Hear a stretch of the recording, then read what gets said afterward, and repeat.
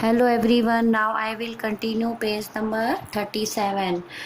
जंगल का टेलीफोन खराब हो गया है।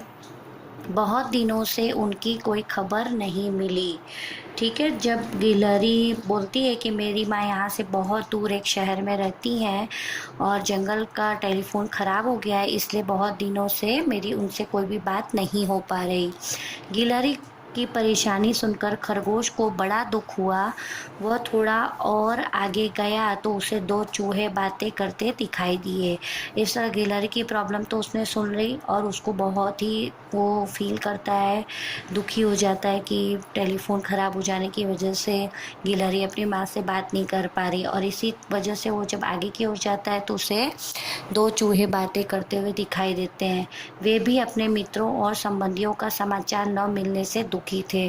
तो वे दोनों भी यही बात कर रहे होते हैं कि हम लोगों ने भी अपने कितने दिनों से अपने रिलेटिव से, अपने फ्रेंड्स लोगों से कोई बातचीत नहीं की है, तो पता नहीं वो लोग कैसे होंगे, क्या होंगे। इसी प्रकार कई पशु पक्षी टेलीफोन के खराब होने से उदास थे। इसी तरह दूसरे भी जो पशु पक्षी थे वो भी इस तरह टेलीफोन खराब होने से वो भी परेशान थे। सबको उदास और परेशान देखकर खरगोश बेचैन हो गया। वह सबकी समस्याओं को सुलझाने का तरीका सोचने लगा।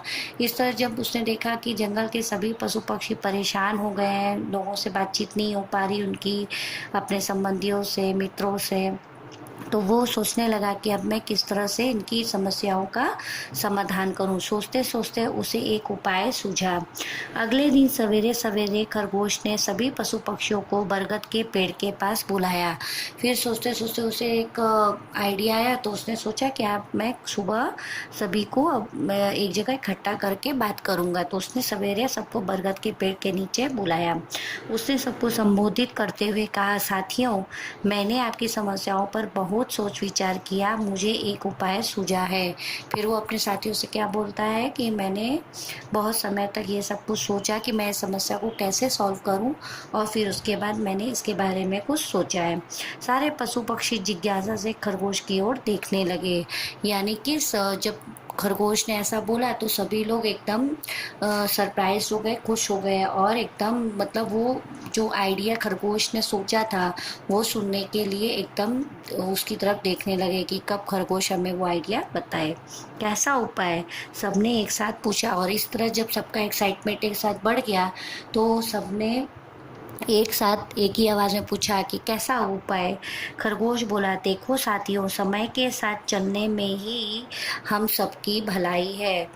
ठीक है, खरगोश ने क्या बोला कि समय के साथ चलने में ही हम सबकी भलाई है। मतलब अभी ये समय जैसा भी चल रहा है, चाहे वो खराब हो चाहे अच्छा हो, वो समय को हमें एक्सेप्ट करके उसके साथ ही चलना है।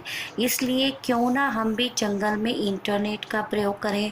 मतलब उसके कहने का मतलब ये था कि अभी लोग फ़ोन तो यूज़ कर रहे हैं, लेकिन फ़ोन का जो नेटवर्क होता है कभी कभी एरिया के हिसाब से नहीं मिलता।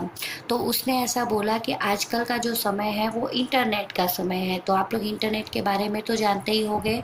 इंटरनेट के थ्रू हम कॉलिंग भी कर सकते हैं, व्हाट्सअप मैसेजेस भी कर सकते हैं, लोगों से बात भी कर सकते हैं, वीडियो भी कर सकते हैं, एक दूसरे को देख भी सकते हैं। इस तरह बहुत सारी सुविधाएं इंटरनेट के थ्रू हम कुछ भी पढ़ना हो या कुछ भी फाइंड करना हो, कोई भी चीज़, तो आप वो चीज़ें भी फाइंड कर सकते हो।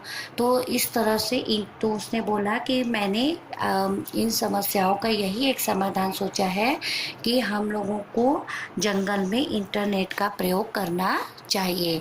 सो students, in our next video I will continue page number 38। Thank you.